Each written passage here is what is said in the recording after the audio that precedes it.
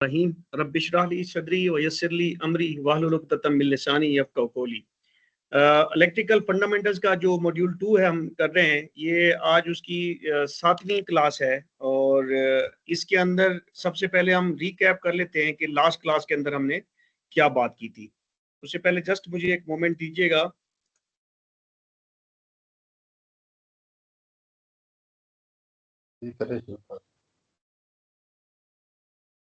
जी, तो last time हमने जो बातचीत की थी उसमें हमने मल्टीमीटर से तारुफ को काफ़ी डिटेल में देखा था, जहाँ पे हमने मल्टीमीटर तकरीबन 3 तरह के मल्टीमीटर्स को डिस्कस किया था। और उसके साथ चौथी जो टाइप थी दैट वाज एनालॉग मल्टीमीटर को भी हमने हल्का सा देखा था, जो जिसके अंदर नीडल लगी होती है। और फिर डिजिटल मल्टीमीटर हमने 3 तरह के मल्टीमीटर उसके अंदर डिस्कस किए थे। एक फ्लूक का, जो कि एक टेक्स्ट बुक के अंदर से मैंने लिया था, उसके फीचर्स के ऊपर बात की थी, बटन्स के ऊपर सारा कुछ। फिर एक इनको का जो एक डिजिटल मल्टीमीटर होता है डिजिटल डिस्प्ले के साथ, उस पे हमने बात की, उसके मुख्तलिफ फीचर्स के ऊपर, रोटरी नॉब के ऊपर, सिलेक्शंस के ऊपर, रेंज के ऊपर, और क्या कुछ हम जो है ना उससे मेजर कर सकते हैं। फिर हमने एक थोड़ा सा हायर एंड मल्टीमीटर, जो ग्राफिकल मल्टीमीटर होता है, जिसके अंदर ओसिलोस्कोप का फंक्शन भी किसी हद तक मौजूद होता है, जो कि टूल टॉप का ET 829 मल्टीमीटर था, उसको हमने डिस्कस किया। आज हम जो बात करने जा रहे हैं वो है कि मल्टीमीटर का इस्तेमाल कैसे किया जाए। और इस इस्तेमाल के अंदर हम स्टेप बाय स्टेप तमाम जो क्वांटिटीज हैं, बेसिक क्वांटिटीज, जिसमें वोल्टेज टेस्टिंग है, और वोल्टेज टेस्टिंग के साथ वोल्टेज टेस्टिंग में तकरीबन 3 वेरिएंट्स आते हैं, जिसमें एक सोर्स वोल्टेज है, अवेलेबल वोल्टेज है, और वोल्टेज ड्रॉप टेस्टिंग है। वोल्टेज, इन चीज़ों को हम डिस्कस करेंगे और इनका इस्तेमाल भी हम तस्वीरों की मदद से, सर्किट डायग्राम की तरह मदद से समझने की कोशिश करेंगे। और वोल्टेज ड्रॉप टेस्टिंग, जो कि बहुत ही इंपॉर्टेंट है इलेक्ट्रिकल डायग्नोसिस के अंदर, इसके ऊपर हम अच्छा खासा टाइम इंशाल्लाह सर्व करेंगे आज की क्लास के अंदर। इसके बाद मल्टीमीटर के इस्तेमाल में करंट टेस्टिंग, और इसके ऊपर भी हम एक सर्किट के ऊपर जाएंगे और करंट को देखेंगे कि किस तरह से टेस्टिंग की जा सकती है। ताहम आप दोस्तों को भी अंदाजा होगा कि हमारे यहाँ करंट टेस्टिंग नहीं की जाती, ना ही ये इनकी कोई क्वांटिटीज गिवन होती हैं, रिपेयर मैनुअल्स के अंदर दी गई होती हैं, ना हम करते हैं। लेकिन ये बहुत कुछ जगह ऐसी हैं जहाँ पे पर्टिकुलरली अगर हम बात करें, जो वोल्टेज अपना बैटरी ड्रेन के मसाइल हैं, उसमें करंट टेस्टिंग का पता होना जरूरी है कि किस तरीके से किया जाता है, और उसमें इस्तेमाल भी किया जाता है। और काफी अच्छा, इससे काफी हेल्प मिल जाती है बैटरी ड्रेन के मसाइल को सिस्टमेटिकली सर्च करने के लिए। हमारे यहाँ टेस्टर के थ्रू किए जाते हैं, जो लाइट टेस्टर होता है, और उसमें बहुत पकड़ाई मिल जाती है, पकड़ा जाता है जो ड्रेन हो रहा होता है। लेकिन जो करंट जो फायदा इस वोल्टेज ड्रॉप टेस्टिंग और करंट टेस्टिंग के थ्रू बैटरी के ड्रेन को पकड़ने का है, वो लाइट वाले टेस्टर के साथ करने का नहीं है उतना।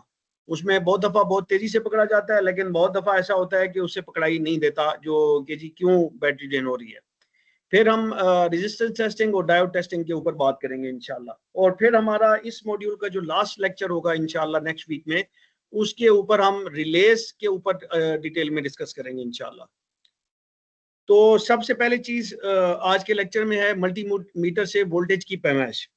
जैसा मैं पहले बात कर रहा था कि वोल्टेज की 3 हम इसको हेडिंग में ले रहे हैं। एक सोर्स वोल्टेज को किस तरह से मापा जाता है मल्टीमीटर के साथ, फिर अवेलेबल वोल्टेज क्या चीज है और इसको कैसे मापा जाता है, और फिर वोल्टेज ड्रॉप टेस्टिंग की पैमाइश के तरीके को हम देखेंगे। यहाँ पे मैंने एक तो वोल्टेज टेस्टिंग के लिए किसी भी किस्म की, इन तीनों में से कोई भी किस्म हो, तो उसको टेस्ट करने के लिए जो लीड की कॉन्फ़िगरेशन है मल्टीमीटर के ऊपर, ब्लैक लीड, जैसा कि मैंने पहले भी जब हम मल्टीमीटर के तारों पे बात कर रहे थे, कि ब्लैक लीड हमेशा हमेशा कॉमन वाली पोर्ट के ऊपर आएगी, कॉमन वाले जैक, मल्टीमीटर के जैक पे आएगी।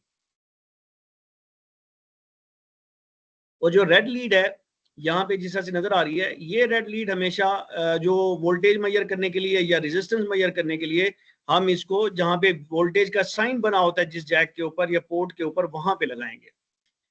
और यहाँ पे एक सर्किट है जो मैंने दिखाया है, और उसके जरिए ब्रीफली बताने की कोशिश की है कि मैं सोर्स वोल्टेज को जब बात करता हूँ, सोर्स वोल्टेज, तो उसका क्या मतलब है, अवेलेबल वोल्टेज का क्या मतलब है, और वोल्टेज ड्रॉप टेस्टिंग का क्या मतलब है। अगर और सबसे पहले मैं इस सर्किट को हमने पहले भी किसी जगह के ऊपर डिस्कस किया है, तो हम दोबारा इसको डिस्कस कर लेते हैं कि ये बैटरी के ये जो टर्मिनल्स हैं, इनको हम टर्मिनल कहते हैं, और इनके ये एक तरह से पोस्ट है बेसिकली, इसको पोस्ट कहते हैं, जो कि बैटरी के अंदर से निकल रही है, ये उसका अपना हिस्सा है। ये पॉजिटिव पोस्ट है और ये नेगेटिव पोस्ट है, जो कि ग्राउंड के साथ अटैच होती है, बॉडी के साथ अटैच होती है, और फिर ये हर जगह के ऊपर ये नेगेटिव पोस्ट हमें मिलती है बॉडी के ऊपर जहां भी रखते हैं।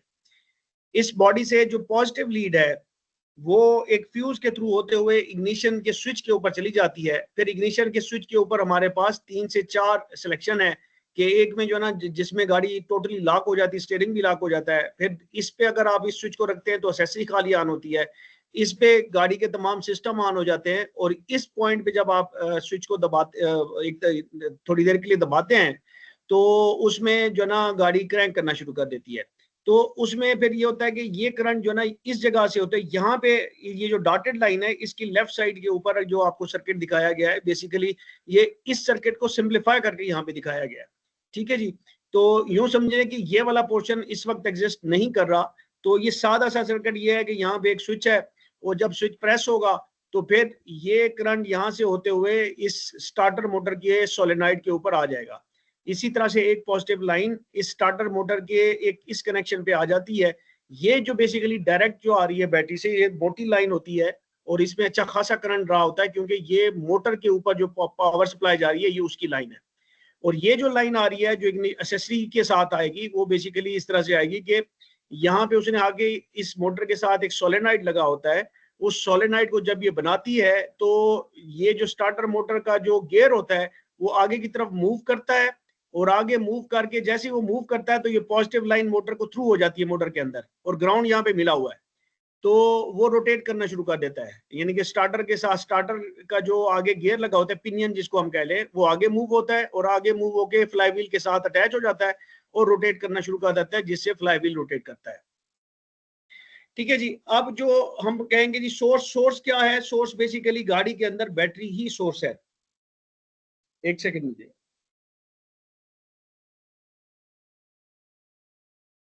बैटरी जो है वो गाड़ी के अंदर पावर सोर्स वही है, और सोर्स वोल्टेज हम बेसिकली इसी को कहते हैं। तो जब भी आपने सोर्स वोल्टेज लेना है, बैटरी वोल्टेज लेना है, तो आपने जो पॉजिटिव इसका पोस्ट है बैटरी की, मैं बात कर रहा हूँ पोस्ट टर्मिनल, जो इस पोस्ट के साथ अटैच होकर केबल के साथ एक आई एंड सा लगा होता है, उसको हम टर्मिनल कहते हैं। जो पोस्ट है वो इसका अपना पार्ट है।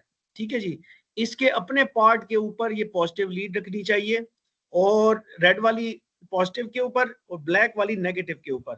अगर आप इनको उल्टा देंगे तो क्या होगा कि आपको जो वोल्टेज बैटरी की यहाँ पे नजर आएगी डिस्प्ले के अंदर, वो माइनस साइन के साथ नजर आएगी। अब मैं क्यों एम्फेसाइज कर रहा हूँ कि जब भी आपने बैटरी की वोल्टेज सोर्स वोल्टेज मेजर करनी हो तो इन लीड्स को, मल्टीमीटर की लीड्स को आप लगाते हैं पॉजिटिव उसके ऊपर, पोस्ट के ऊपर। अगर आप टर्मिनल पे लगा देते हैं तो जस्ट इमेजिन करें कि वो टर्मिनल अगर इस पोस्ट के साथ उसमें कोई गैप है, वो लूज पड़ा हुआ है, या उसके बीच में कोई करोयन आ गई है, तो होगा क्या कि इसी जगह के ऊपर रेजिस्टेंस बढ़ जाएगी, और जब आप टर्मिनल पे रखेंगे तो आपको यहाँ पे जो सोर्स के वोल्टेज है वो ठीक नहीं मिलेंगे। तो इसीलिए जब भी पावर सोर्स लेनी हो तो इट इज बेसिकली जो बैटरी की पोस्ट है उसके ऊपर आप लीड्स रखेंगे। इसके बाद अगली चीज आ जाती है अवेलेबल वोल्टेज। जो वोल्टेज सर्किट में किसी लोड को ऑपरेट कराने के लिए लोड की पावर साइड पे मौजूद होती है उसे अवेलेबल वोल्टेज कहते हैं। या किसी भी जगह पे आप वोल्टेज जो मैयर करना चाहते हैं, इस जगह पे करना चाहते हैं, तो आप बेसिकली इस जगह पे अवेलेबल वोल्टेज को मैयर करते हैं या मापते हैं। अब जब भी किसी जगह के वोल्टेज अवेलेबल वोल्टेज आपने मापते हैं, आपने पॉजिटिव लीड को उस पावर लाइन के ऊपर रखना है, और नेगेटिव लीड को, बेस्ट तो ये है कि आप इसी बैटरी की पोस्ट पे रखें। लेकिन कई दफा होता है कि जहां पे आप मापना चाहते हैं किसी पावर को, तो दूसरी लीड वहां से बैटरी पे पहुंच नहीं सकती, तो आप फिर बॉडी के ऊपर रखते हैं या चेसिस के ऊपर रखते हैं गाड़ी की, क्योंकि वो भी नेगेटिव टर्मिनल के तौर पे एक्ट कर रहा होता है। तो वो अच्छा ग्राउंड होना चाहिए, जिसको हम ग्रेट बॉडी ग्राउंड कहते हैं। तो एक अच्छे ग्राउंड में जो नॉन अच्छा ग्राउंड हो उसके ऊपर ब्लैक लीड को रखना चाहिए। तो इस तरह से जो वोल्टेज आपको यहाँ पे मिलेगी वो इस पॉइंट पे अवेलेबल वोल्टेज होगी। अगर मैं इस लीड को यहाँ पे रखूंगा तो वो इस पॉइंट के ऊपर अवेलेबल लीड होगी। अच्छा, सर्किट मैंने एक्सप्लेन किया था उसमें जो एक्चुअल, ये तो मैंने कहा था ना कि ये सिंप्लीफाइड सर्किट है। एक्चुअली ये चीज है कि इसके अंदर एक रिले है जो कि स्टार्टिंग रिले कहती है, और ये बेसिकली उसका क्लच का इसका स्विच है कि आपने क्लच दबाया हुआ है कि नहीं दबाया हुआ। सेफ्टी स्विच एक तरह से, ताकि गियर में गाड़ी खड़ी हो तो वो झटका ना मारे। तो पावर यहाँ से होते हुए, अब इसको भूल जाए इस पोर्शन को, यहाँ से होते हुए पावर यहाँ पे भी अवेलेबल है और इस रिले की कॉइल के ऊपर भी अवेलेबल है। और ये साइड जो है ना इसकी ग्राउंड के साथ परमानेंट लगी हुई है, बॉडी ग्राउंड के साथ। तो जैसे ही आप इसको इग्निशन को ऑन इसके स्टार्ट पे लाएंगे तो पावर यहाँ पे भी अवेलेबल हो जाएगी, यहाँ पे भी अवेलेबल होगी, और इस पे अवेलेबल होते ही ये कॉइल एनर्जाइज होगी और ये स्विच यहाँ पे बंद हो जाएगा, यानी कि आपका करंट का रास्ता यहाँ पे खुल जाएगा। और साथ में अगर आपने क्लच भी दबाया हुआ तो ये स्विच भी बना होगा, और तो ये करंट यहाँ पे होते हुए इस जगह पे पहुंच जाएगा। ठीक है जी। अब जो वोल्टेज ड्रॉप है तीसरी किस्म, वो ये है कि कोई भी सर्किट के अंदर रेजिस्टेंस, चाहे वो वायर हो, फ्यूज हो, स्विच हो या कोई लोड हो, जब इसमें से करंट गुजरता है तो ये सारी चीजें, भले ये वायर है, ये कुछ ना कुछ रेजिस्टेंस ऑफर करती है। ये जो स्विच है ये कुछ ना कुछ इस करंट को जो यहाँ से आके इसमें से गुजरेगा उसको कुछ ना कुछ ये रेजिस्टेंस ऑफर करेगा। ये वाली वायर भी रेजिस्टेंस ऑफर करेगी, ये फ्यूज भी बेसिकली रेजिस्टेंस ऑफर करेगा। हम जनरली इनकी फ्यूज की, स्विच की और वायर की रेजिस्टेंस को हम जीरो ही मानते हैं, लेकिन इनकी फिर भी आइडियली जो एक्चुअल जो है स्टेट है, इनकी कुछ ना कुछ रेजिस्टेंस होती है, बहुत थोड़ी होती है लेकिन होती है। तो हमने पहले पीछे पढ़ा है हम किरचॉफ वोल्टेज लॉ के अंदर भी, और के कोई भी रेजिस्टेंस जब उसमें से करंट गुजरता है तो वो अपनी रेजिस्टेंस की मिकदार के बकदर वोल्टेज ड्रॉप कराती है।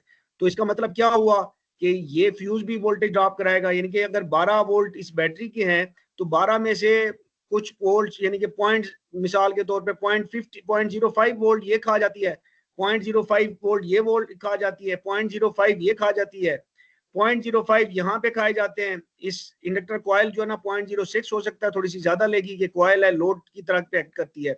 ये स्विच भी खाएगा, ये भी खाएगा, तो ये जितना वोल्टेज ये खाया जाएगा। अब यहाँ पे अगर आप वोल्टेज, अवेलेबल वोल्टेज चेक करेंगे तो आपको पता चलेगा कि वो 12 वोल्ट नहीं है, बल्कि आपको मिलेगा 11 पॉइंट, हो सकता है 5 मिल जाए, हो सकता है 6 मिल जाए। तो वो क्यों कम हुआ है, वो ये है कि ये सारी जो वायरें हैं या स्विचेस हैं, इन्होंने कुछ ना कुछ वोल्टेज ड्रॉप की है। वो होता थोड़ा सही है, यानी कि अगर ये 12 यहाँ पे सोर्स के वोल्टेज 12 हैं तो यहाँ पे आपको बहुत ज्यादा भी ड्रॉप पीछे हुआ है तो वो 11.6 तो यहाँ पे मिल ही जाएगा। तो इसका मतलब है जो 11.6 है, ये चूंकि ये वाली लीड लगी हुई है सोलेनाइड के साथ, जो मोटर का सोलेनाइड है वो इस सोलेनाइड के ऊपर आके ड्रॉप होगा। अब यही वजह है कि आपकी जो मोटर है एक मिनट दीजिएगा मुझे।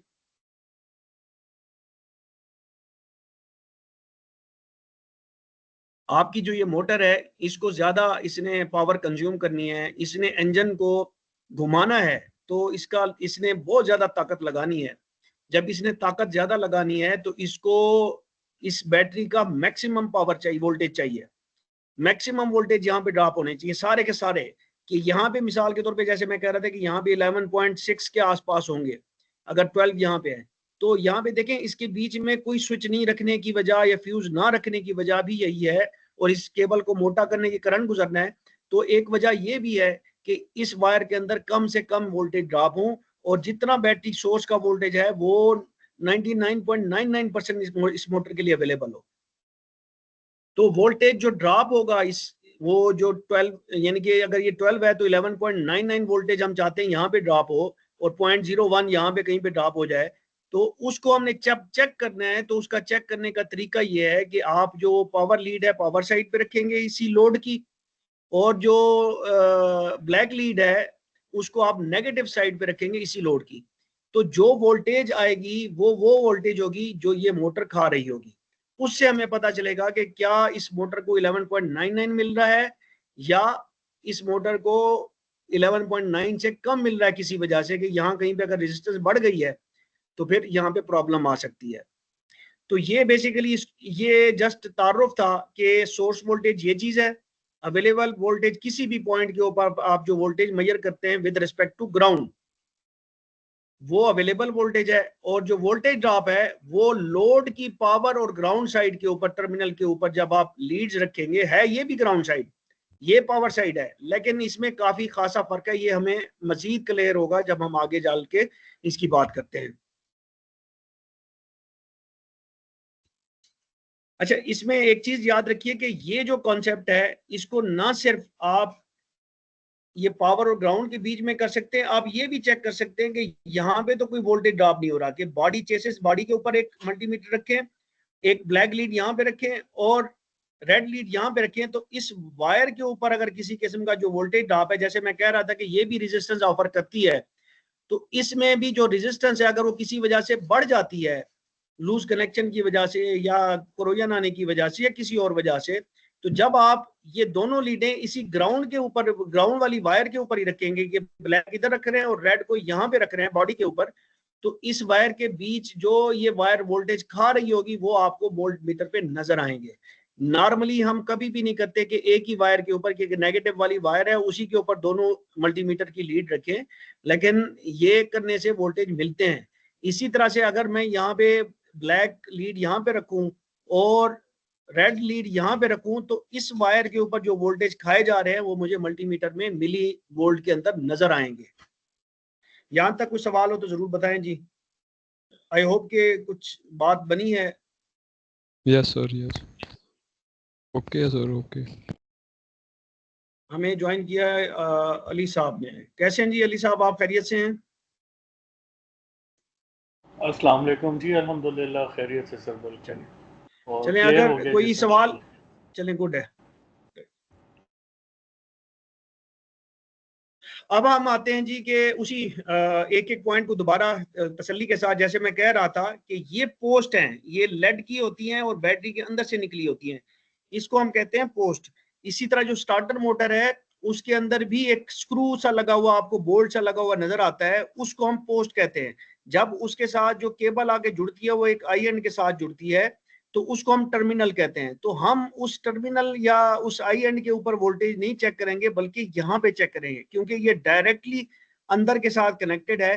तो उस आई एंड की वजह की लूजनेस की वजह से या इन दोनों के बीच की वजह से अगर कोई रेजिस्टेंस बढ़ जाती है तो हमारे सोर्स वोल्टेज हमें ठीक नजर नहीं आएंगे। ये यहाँ पे देख लें कि वही ब्लैक लीड कॉम के ऊपर है और रेड लीड जो है ना वोल्ट ओम वाले जैक के अंदर है। और यहाँ पे हमने अगली चीज ये है कि हमने ये भी ख्याल रखना है कि जो एक्सपेक्टेड वोल्ट होते हैं, हमें पता है कि हमारी जो बैटरी है वो तकरीबन 12.6 के आसपास होती है, और जब इंजन रन कर रहा होता है तो अल्टरनेट के वोल्टेज यहाँ पे हम ले रहे होते हैं वो 13.6 या मैक्सिमम 14 तक जा रहे होते हैं। तो हमने जो रेंज, अगर हमारे पास ऑटो रेंज वाला नहीं है मल्टीमीटर, तो हमने यहाँ पे रेंज जो सिलेक्ट करनी है वो इस एक्सपेक्टेड वोल्टेज से ज्यादा करनी है। अगर आपको अंदाजा ना हो तो फिर बेहतर ये होता है कि हायर रेंज के ऊपर रखें, यानी कि 20 के ऊपर रखें। गाड़ी के अंदर 20 से ज्यादा वोल्टेज तो नहीं आएंगे, तो फिर आप 20 पे सिलेक्ट करें, फिर वोल्टेज चेक करें, अगर वो 10 से कम है तो फिर 20 पे आ जाएं, 20 से 12 के ऊपर आ जाएं, जो भी आपके पास नेक्स्ट जो लोअर लेवल है उसके ऊपर इस नॉब को सिलेक्ट करें। अच्छा, एक और चीज जो यहाँ पे इंपॉर्टेंट है वो ये है कि वोल्टेज की पैमाइश के दौरान मल्टीमीटर को सर्किट के पैरेलल कनेक्ट किया जाता है, और इसमें मल्टीमीटर वाली साइड पे दो लीड के बीच में तकरीबन ओपन होता है। अब ये जो यहाँ पे लीडें लगी हैं इसके, ये बेसिकली इन दो पॉइंट्स के पैरेलल हम इसको ले रहे हैं, मेजरमेंट ले रहे हैं। तो यहाँ पे अंदर मल्टीमीटर के एक काफी हैवी रेजिस्टेंस जो कि तकरीबन 10 मेगा ओम के आसपास होती है वो लगी होती है, जिसकी वजह से इस सर्किट में से, इस मल्टीमीटर के अंदर से करंट ना होने के बराबर फ्लो करता है। पावर सोर्स है ना जी, जब पावर सोर्स के साथ आप कोई चीज कनेक्ट करेंगे तो करंट तो पास होगा। अगर ये रेजिस्टेंस कम होगी तो करंट ज्यादा पास होगा। अगर ये 10 ओम है तो ऐसे ही है जैसे कि ये दोनों लीडें यहाँ पे बिल्कुल ओपन है और यहाँ पे एक ऐसा मीटर लगा हुआ है जो आपको रीडिंग दे रहा है। तो इसी वजह से, एक सेकेंड और दीजिएगा,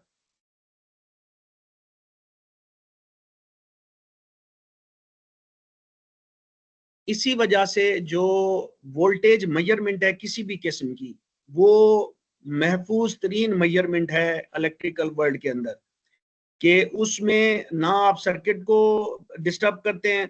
आप मिसाल के तौर पे ये लीड उठा के यहाँ पे रख दें, ये पॉजिटिव पे लगी हुई है किसी और ग्राउंड पे रख दें, तो चूंकि यहाँ पे तकरीबन समझें कि ओपन है इन दोनों पे, तो करंट फ्लो नहीं करेगा। तो आप गलत लीड भी किसी जगह पे रख देंगे तो ना मल्टीमीटर को नुकसान होने वाला है ना सर्किट को नुकसान होने वाला है।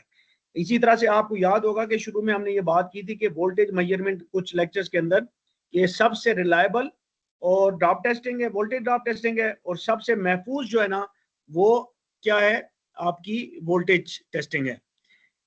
ये मैं वही चीज बताना चाहता कि सर्किट के पैरेलल हमने रखा हुआ है कि जब आप जिस तरह से ये दो पॉजिटिव वाली साइड पे पॉजिटिव लगा हुआ है, नेगेटिव वाली साइड पे नेगेटिव, तो इसी तरह से बैटरी के पॉजिटिव पे ये पॉजिटिव लीड लगी हुई है, नेगेटिव नेगेटिव, तो ये दोनों आपस में पैरेलल हैं। थोड़ा सा सिमुलेटर पे आते हैं।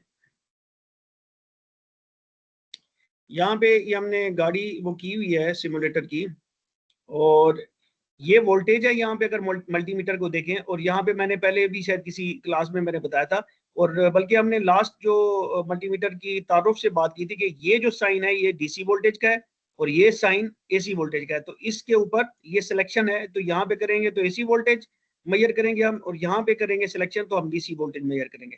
अभी मैंने 200 मिली वोल्ट के ऊपर इस मल्टीमीटर को सिलेक्ट किया हुआ है, ये 2 है, ये 20 है, यहाँ पे बैटरी है और ये फ्यूज बॉक्स फिलहाल लगा हुआ है। मैं इसको रिमूव कर देता हूँ। तो यहाँ पे काम पोर्ट है, इधर आपको राइट साइड पे नजर आ रही होगी, और इधर अगर आप देखें तो इस जगह के ऊपर वोल्ट और ओम का साइन नजर आ रहा है। तो ये हमारी सिलेक्शन भी हो गई। हमने इसको रखा हुआ है 200 मिली ओम पे। अगर हम बैटरी के सोर्स के वोल्टेज जानने जा रहे हैं तो हम इसको 12.6 हमें एक्सपेक्टेड है, तो हम इसको यहाँ पे 20 वोल्ट है, 2 वोल्ट है, तो 2 के बाद 20 है, तो हम 20 के ऊपर एडजस्ट करेंगे अपने मल्टीमीटर को। ये 20 के ऊपर एडजस्ट हो गया। तो ब्लैक लीड को मैंने लेके जाना है नेगेटिव टर्मिनल, और ये हमारा नेगेटिव टर्मिनल है इस जगह के ऊपर। मैं थोड़ा सा इसको जूम इन करता हूं,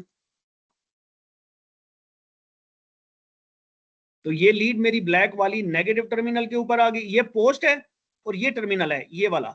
इस चीज को मैं आई एंड कह रहा था, इस चीज को हम आई एंड कहते हैं। अगर मैं इसको यहाँ पे लगाता हूं और इस पोस्ट के और इसके बीच में अगर किसी किस्म का जो है ना रेजिस्टेंस है, और यार ये लूज पड़ी हुई है, तो यहाँ पे रेजिस्टेंस बढ़ जाएगी।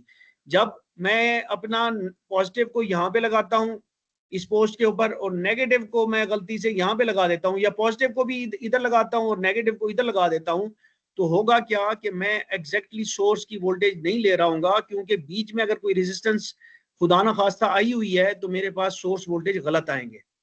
ठीक है जी। तो इस वक्त जो बैटरी की वोल्टेज है वो 12.10 मुझे शो कर रहा है। और ये जब मैं करूंगा 2, डैश डैश का मतलब ये है कि जो वोल्टेज मैं मेजर कर रहा हूँ, कुछ मल्टीमीटर में इस तरह से शो करते हैं, कुछ में OL शो कर देता है।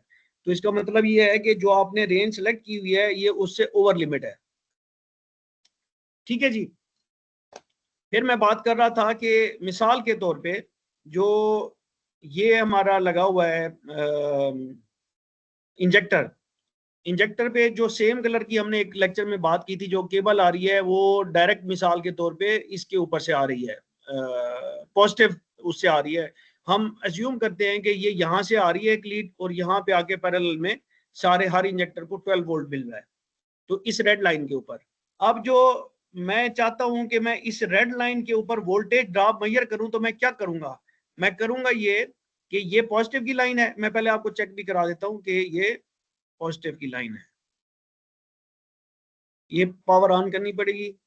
ये देखें अब कितना मिल रहा है मुझे 12.02, और यहां पे कितना मिल रहा है 12.04। ये जो 0.02 वोल्टेज जो है ना गायब हुआ है, ये किधर गायब हुआ है, ये इस वायर की रेजिस्टेंस की वजह से गायब हुआ है। ठीक है जी, सॉरी ये यहां पे रखते हैं हम। ठीक है जी, या इसको मैं यूं करता हूं कि अब मैं जो ना वोल्टेज ड्रॉप लेने लगा हूं, रेड को ये पॉजिटिव है, पोस्ट है, और यहाँ पे एक लंबी तार जा रही है जो कि ये रेड कलर की तार है और इस टर्मिनल पे आ रही है, और ये भी पॉजिटिव की है। जैसे मैंने वहां पे बात की थी कि हम एक ही साइड के ऊपर वायर की जब हम नेले लगते हैं तो इमटेरियल है कि वो भले सर्किट की एक पॉजिटिव साइड है या ग्राउंड साइड है, जिसको मैं कह रहा था कि हम यूजुअली हमारे लोग ये काम नहीं करते। तो आप याद देखें कि 0.02 वोल्ट, या जिसको कह लें कितने हो गए 20 मिली वोल्ट, तकरीबन 19.7 मिली वोल्ट ये लाइन खा रही है। ये लाइन खा रही है, यानी वायर खा रही है। मैं दोबारा उसके ऊपर जाता हूं ताकि मैं दोबारा आपको क्लैरिटी के साथ ये चीज आ जाए। जो मैं बात कर रहा था कि मैं मिसाल ये जो पॉजिटिव पोस्ट से यहाँ पे समझेंगे इंजेक्टर लगा हुआ है, मैं एक लीड यहाँ पे रख रहा हूँ, एक इंजेक्टर की साइड पे लग रहा हूँ, तो इस वायर के अंदर जो रेजिस्टेंस है वो कितनी वोल्टेज खा रही है? 20 मिली वोल्टेज। मुझे थोड़ा कंफर्म कीजिएगा कि आप ये बात अच्छे तरीके से ज़हन नशीन कर चुके हैं जो मैं कर रहा हूँ। सर ओके, बिल्कुल क्लियर है। हाँ जी आसिफ साहब, समझ आई है कुछ बात? ये इस तरह से कोई भी जो है ना पॉजिटिव लाइन के ऊपर हमारे यहाँ नहीं वो करता। लाइकवाइज हम अब ये आपको समझ, ये मैं क्या कर रहा हूँ, इस जो ये यहाँ से वायर खींची हुई यहाँ तक आई हुई है, इस वायर के ऊपर गिर्द मैं चेक कर रहा हूँ कि ये वायर कितना वोल्टेज ड्रॉप करा रही है, तो इसको हम कहते हैं वोल्टेज ड्रॉप टेस्टिंग। अब अगर मैंने ये चेक करना हो कि ये जो इंजेक्टर है, ये इंजेक्टर में लग गई वायर, ये कितना वोल्टेज ड्रॉप करा रहा है, तो जैसे हमने वहां पे देखा था कि मोटर की पॉजिटिव टर्मिनल और नेगेटिव ये लोड है ना, तो ये हमारा इंजेक्टर भी लोड है, तो फिर मैं ये कहूंगा कि इस इंजेक्टर के ऊपर ये नेगेटिव और ये पॉजिटिव। अब ये वोल्टेज आई हुई है।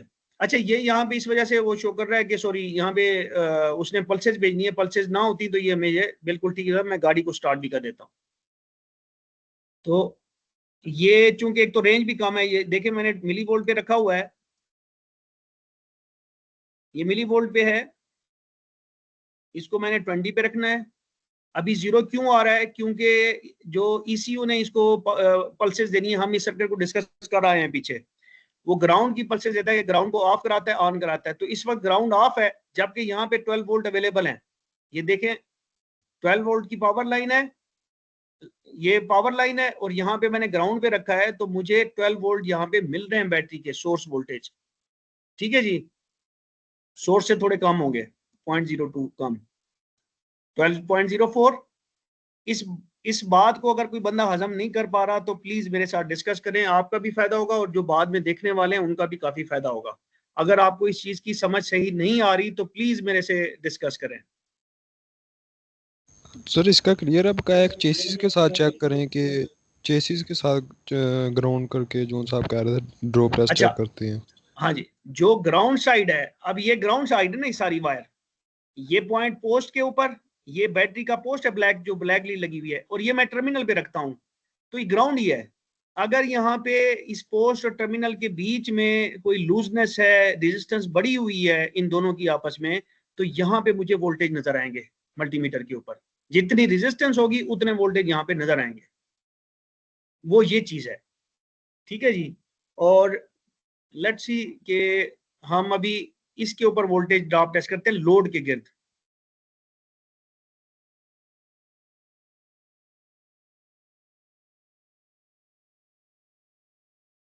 यहाँ पे होना ये चाहिए कि जितना, अब ये चूंकि पैरेलल लगे हुए हैं ना, कि इसको यहाँ पे भी 12 वोल्ट मिल रहा है, ये भी 12, यानी कि इसको पूरे का पूरा 12 वोल्ट हमने चेक किया था कि ग्राउंड के साथ हम चेक करते हैं, तो इसको अभी अल्टरनेटर के तकरीबन 14 वोल्ट है, 14 वोल्ट मिल रहे हैं, तो 14 वोल्ट जो आपको सोर्स पे मिल रहे हो लोड को, वो 14 वोल्ट ही ड्रॉप होने चाहिए। जब हम यहाँ पे रखें तो हमें 14 वोल्ट मिलने चाहिए, लेकिन हमें क्या मिल रहा है? 1.04, 1.03। इसकी वजह क्या है? इसकी वजह ये अभी इस लेक्चर से थोड़ा सा आगे की बात है।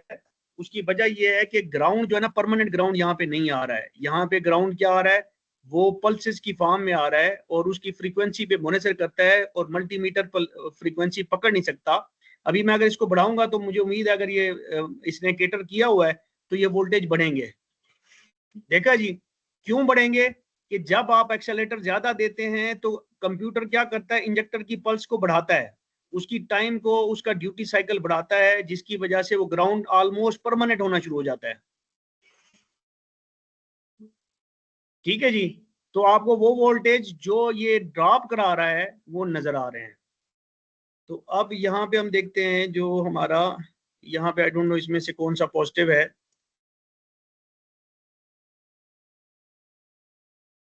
ये मैश एयर फ्लो सेंसर है, ये 5, इसके ऊपर 5 वोल्ट आ रहा है, इसमें पता नहीं कौन सी ग्राउंड कौन सा है। और इसका जो ग्राउंड है, अच्छा चलें ग्राउंड की बात होगी, इसमें से एक ग्राउंड होगा, ये ग्राउंड है, ये इसका ग्राउंड है, और अगर मैं इसको ऑफ कर दूं और यहाँ पे जो रेजिस्टेंस है वो मुझे 0 मिल रही है, यानी कि इनके बीच में ऑलमोस्ट नील रेजिस्टेंस है। ये ग्राउंड की वायर है। तो अब ये जो ग्राउंड है इसमें आपको 0.1 वोल्ट बकायदा नजर आ रहा है। तो इसका मतलब क्या हुआ कि इसमें जहां जहां से वायर होके वो ऑब्वियसली ECU से होके जहां पे पहुंच रही है और बॉडी के थ्रू पहुंच रही है ग्राउंड की वायर, वो तकरीबन 0.1 वोल्ट ड्रॉप करा रही है। ये भी नेगेटिव है, ये भी नेगेटिव है। तो ये जो वोल्टेज ड्रॉप हमने किया है वो इस पूरे सर्किट के अंदर, ये बीच में कुछ चीजें हैं जिसकी वजह से 0.1 है, अदरवाइज ये आपको तकरीबन 0.02 0.05 से ज्यादा नहीं मिलता।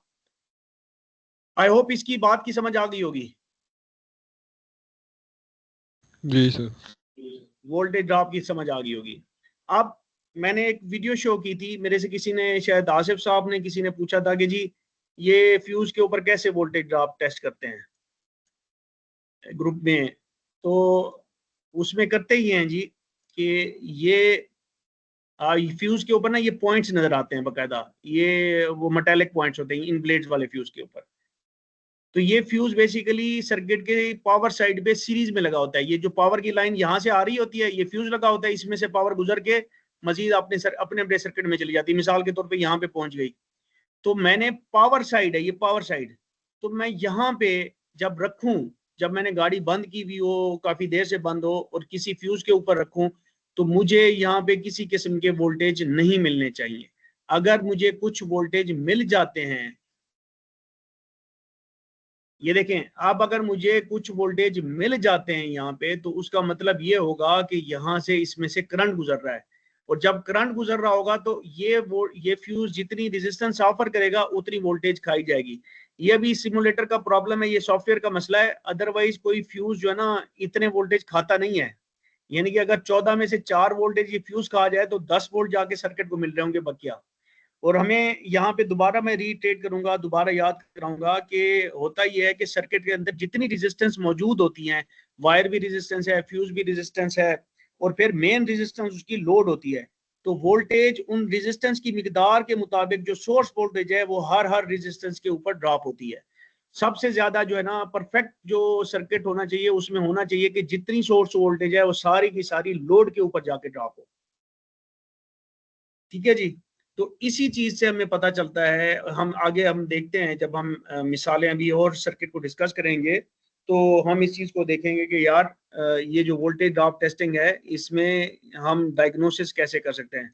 आई होप कि इससे काफी आज अली भाई की भी जो है ना जो ख्वाहिश थी कि उसके ऊपर कोई प्रैक्टिकल चीज हमें दिखाएं, तो उससे काफी आपको इससे कुछ अंदाजा मिला होगा। जी अली भाई। जी सर बिल्कुल। प्रैक्टिकली ज़रा ज़्यादा अच्छे तरीके से, क्योंकि इसकी वो पावर साइड और ग्राउंड साइड दोनों में विजिबिलिटी पता चल जाती है। और दूसरा तो, जो तो आपने जी, अवेलेबल वोल्टेज बताया, और जो ग्राउंड साइड पे जाके वोल्टेज ज़ीरो हो जाता है और वो कंज्यूम कर रहा होता है, तो वो क्लियर हो गया। तो अभी कुछ इस सिमुलेटर से कोई फायदा हुआ? आई होप कि कुछ ना कुछ फायदा हुआ होगा आपको। जी सर, सिमुलेटर से मुझे अंदाज़ा हुआ कि आप फ्यूज़ भी चेक कर सकते हैं ठीक है, चलें जी। अभी मल्टीमीटर से। उसी ठीक ठीक है, अभी दोबारा हम उस पे आ जाते हैं। अवेलेबल वोल्टेज, अवेलेबल वोल्टेज जैसे कि मैंने इस वाली जो पहली पहली स्लाइड मैंने डिस्कस की थी कि जिस पॉइंट के ऊपर आप वोल्टेज मेजर करते हैं विद रिस्पेक्ट टू ग्राउंड, एक नॉन अच्छा ग्राउंड, तो उसको हम कहते हैं कि अवेलेबल वोल्टेज को मेजर करना। अब यहाँ पे मैं स्विच के ऊपर अवेलेबल वोल्टेज, अब ये स्विच के थ्रू पूरे सर्किट को जो मुयसर है, ये स्विच के ऊपर, इस जगह के ऊपर, इस पूरे सर्किट को जो वोल्टेज मुयसर है वो मैं मेजर कर रहा हूँ। अब अगर मैं ये ब्लैक लीड ग्राउंड पे लगा के जो पावर लीड है वो इस लोड के इस टर्मिनल पे कर रहा हूं, तो मैं यहाँ पे इस लोड को जो अवेलेबल वोल्टेज है वो बता रहा हूं। अब इसमें और जो वोल्टेज ड्रॉप है जिसमें मैं ये लीड उठाऊंगा इसको इधर रखूंगा, इन दोनों चीजों में बड़ा फर्क है। इसको समझने की जरूर कोशिश कीजिएगा कि जब आप इस पॉइंट के ऊपर जो वोल्टेज इस बल्ब के लिए मुयसर हैं, अवेलेबल हैं, वो ये दिखा रहा है कि 12.5 है। ये 12.6 की बैटरी है, 12.5 वोल्ट यहाँ पे मुयसर है इस बल्ब को। लेकिन ये बल्ब कितने वोल्टेज खा रहा है वो अभी मुझे नहीं पता। वो कब पता चलेगा? वो तब पता चलेगा जब मैं इस लीड को इसके इसी टर्मिनल पे लाऊंगा और फिर मुझे यहाँ पे अगर 12.5 मिलेंगे तो मैं कहूंगा ये 12.5 खा रहा है। अब अगर इस सर्किट में आगे यहाँ कहीं पे कोई रेजिस्टेंस बढ़ गई है ये लूज कनेक्शन की वजह से, ये यहाँ पे लूज कनेक्शन की वजह से, तो होगा क्या कि 12.5 तो इस पॉइंट पे अवेलेबल हैं, लेकिन इस रेजिस्टेंस को इसके मुताबिक वोल्टेज मिलेंगे और इस रेजिस्टेंस को या जो यहाँ पे बढ़ी हुई है जिस जगह पे भी बढ़ी हुई है उसको उसके मुताबिक वोल्टेज मिलेंगे। ठीक है जी। तो ये फर्क है वोल्टेज ड्रॉप के अंदर और अवेलेबल वोल्टेज। तो हमें जब एक ही लोड होता है तो हमें यही लगता है कि यार ये तो भले मैं यूं चेक कर लूं या इसको यहाँ पे रख लूं एक ही बात है, तो वो एक बात नहीं है।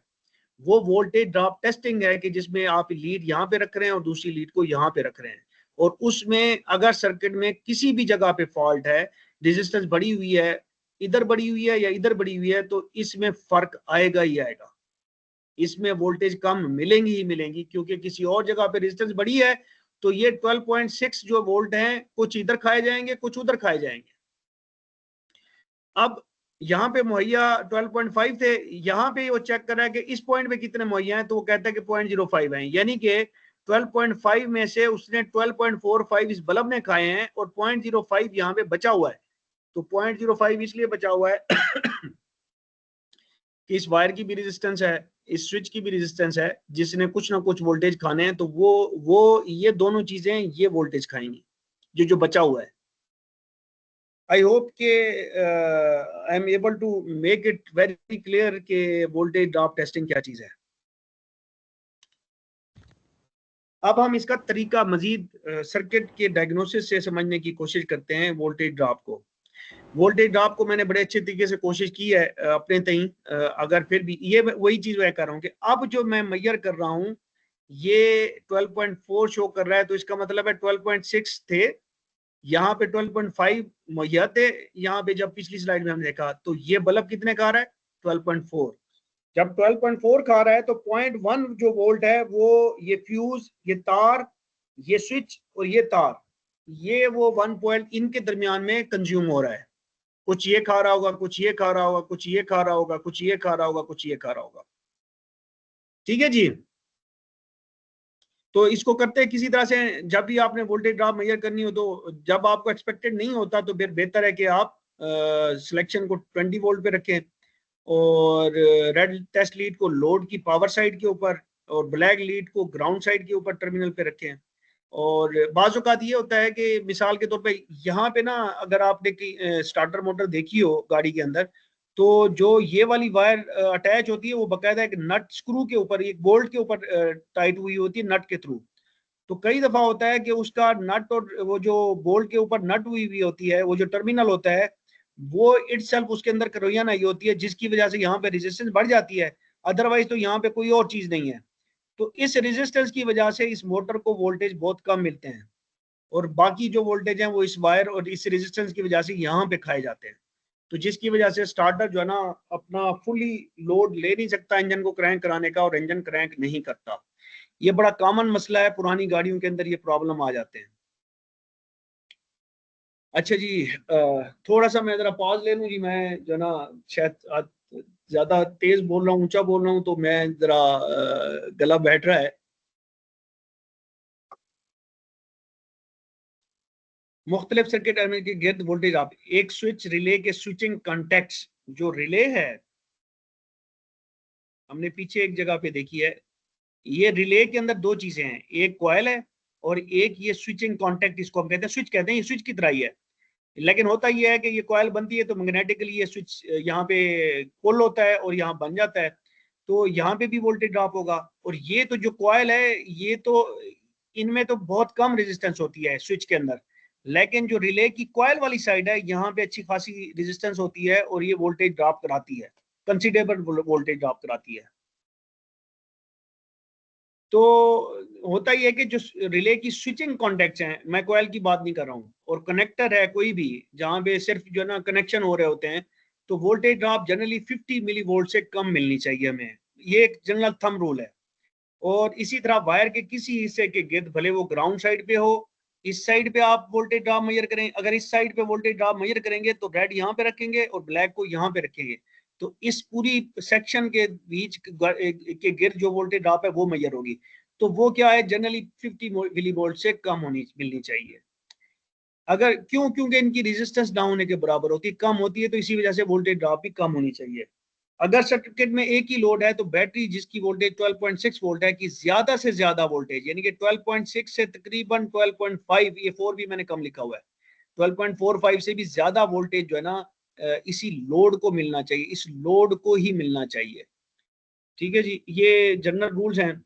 अब हम एक प्रॉब्लम को डिस्कस करते हैं। इसको हमने बेसिकली इसी में हम जो ना सर्किट डायग्नोसिस का एक प्रिंसिपल, एक लॉजिकल प्रोसेस भी हम सीखने की कोशिश करेंगे। और उसमें यह है कि रेयर कम्बिनेशन लाइट, जो गाड़ी की पीछे वाली लाइट होती है, पार्किंग लाइट जिनको जनरली कहा जाता है, कम्बिनेशन लाइट्स होती है, उनके डिम होने का मसला। ये दो लाइटें पीछे लगी होती हैं, राइट साइड पे और लेफ्ट साइड के ऊपर, पीछे गाड़ी के पीछे। तो ये दोनों लाइटें, इनको हम कहते हैं रेयर कम्बिनेशन लेफ्ट लाइट और ये राइट लाइट। राइट हैंड आपको यहाँ पे नजर आ रहा होगा, यहाँ पे लेफ्ट हैंड नजर आ रहा है। तो ये जो है ना डिम हो गई है किसी वजह से। तो अब हमने इनको डायग्नोज करना है कि ये लाइटें दोनों जल रही हैं लेकिन ये दोनों डिम है और इक्वली डिम है, तो क्या मसला हो सकता है।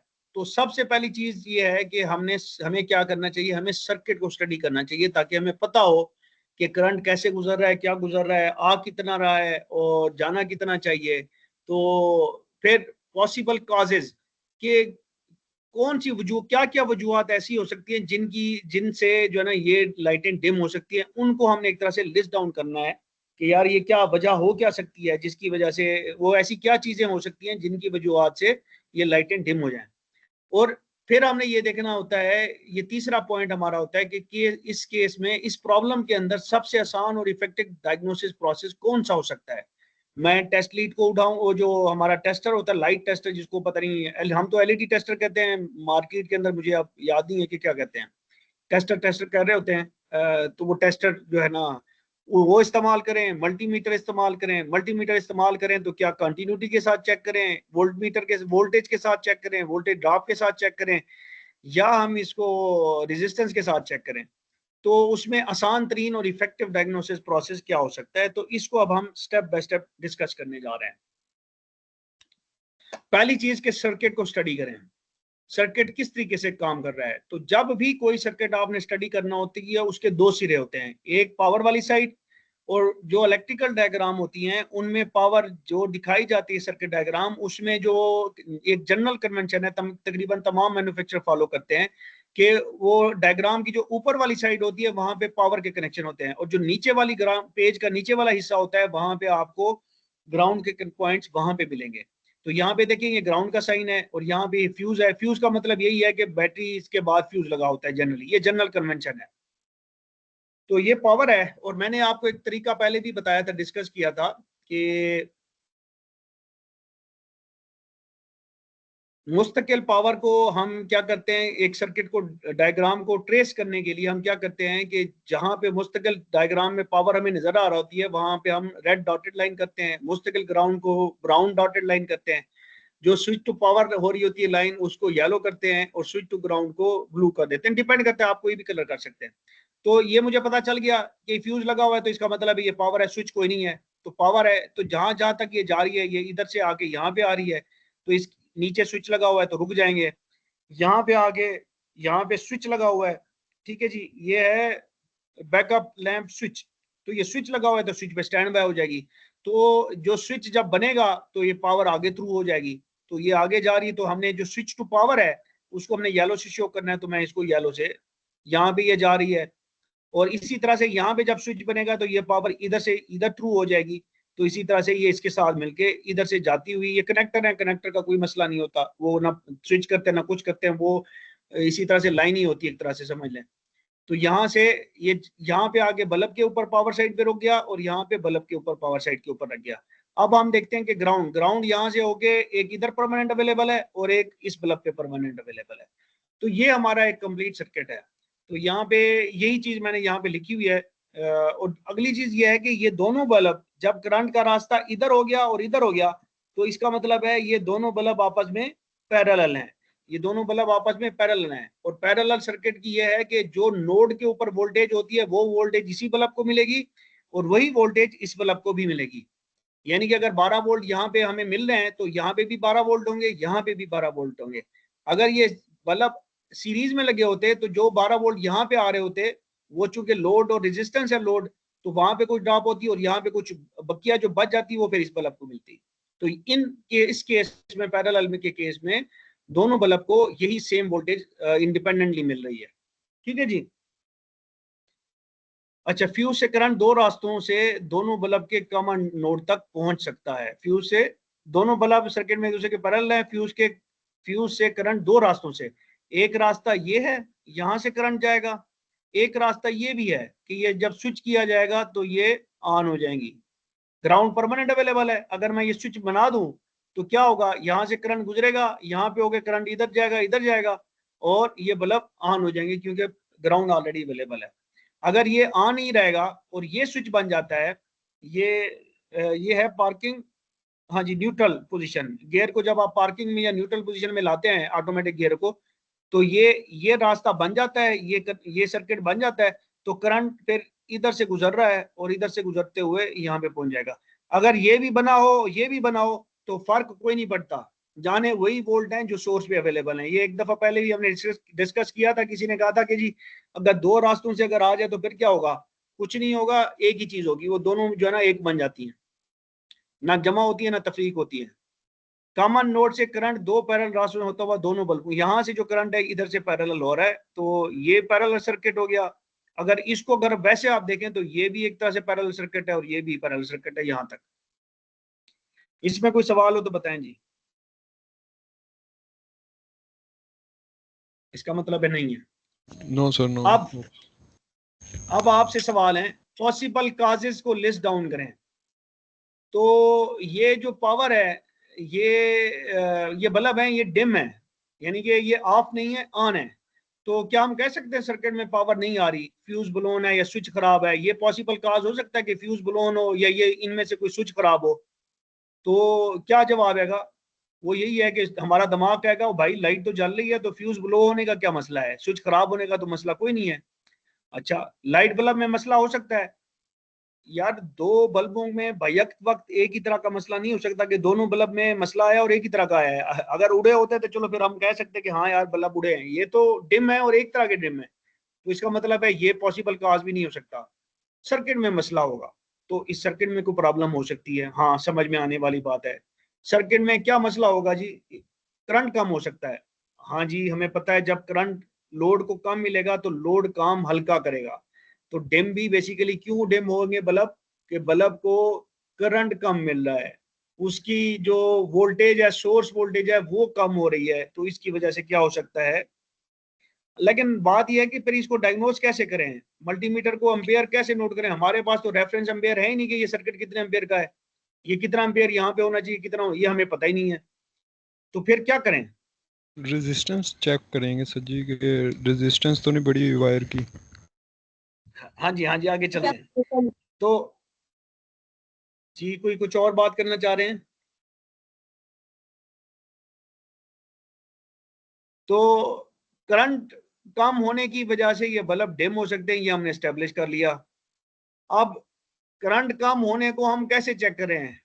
करंट एम्पेयर मीटर के साथ करें तो हमें रेफरेंस करंट नहीं मालूम, तो इसको डायग्नोज कैसे करें? कंटिन्यूटी टेस्टिंग करें। भाई कंटिन्यूटी तो ऑलरेडी है पड़ी, अगर है कंटिन्यूटी का मतलब यह है कि कोई चीज ब्रेक नहीं है बीच में, कि तार टूटी हुई नहीं है, तो कंटिन्यूटी उसके लिए हम इस्तेमाल करते हैं, उसको भी हम डिस्कस करेंगे आगे। तो कंटिन्यूटी का भी मसला नहीं है क्योंकि करंट तो पहुंच रहा है, सर्किट लाइव है, लाइट जल रही है, तो कंटिन्यूटी। सर्किट रेजिस्टेंस में कोई मसला है? हमें पता है कि जो करंट कम होने की वजह क्या हो सकती है, हमने पढ़ा था I is equal to V over R, कि करंट जो है वो डायरेक्टली प्रोपोर्शनल है वोल्टेज के, कि वोल्टेज बढ़ेगी करंट बढ़ेगा, वोल्टेज कम होगी करंट कम होगा।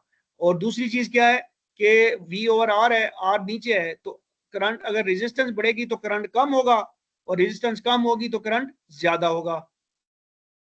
जी, करंट कम होने की वजह से सर्किट में किसी जगह पे रेजिस्टेंस बढ़ना हो सकती है, पर हमें स्टैंडर्ड रेजिस्टेंस वैल्यू मालूम नहीं है। हमें मालूम ही नहीं है कि इसकी स्टैंडर्ड वैल्यू क्या है रेजिस्टेंस की, इस वायर की क्या है, बल्ब की क्या है। वो हम कर सकते हैं कुछ, लेकिन अभी हमें कोई रिटर्न हमारे पास नहीं है। और फिर रेजिस्टेंस मालूम करने के लिए सर्किट को मुख्तलिफ जगहों पे खोलना पड़ेगा हमें। अगर मैंने इस वायर की यहाँ तक रेजिस्टेंस लेनी है तो इस वायर को मुझे डिस्कनेक्ट करना पड़ेगा, इससे भी डिस्कनेक्ट करना पड़ेगा और अलहदा करके मैं रेजिस्टेंस मालूम करूंगा। वोल्टेज टेस्टिंग करें जी, करंट कम होने की वजह सोर्स वोल्टेज या किसी बल्ब को अवेलेबल वोल्टेज में कमी हो सकती है कि ये सोर्स वोल्टेज ही कम आ रहा हो तो तब भी करंट कम मिलेगा, या अवेलेबल वोल्टेज इन दोनों बल्ब, इस बल्ब को और इस बल्ब को जो अवेलेबल वोल्टेज है जितनी होनी चाहिए उतनी नहीं है।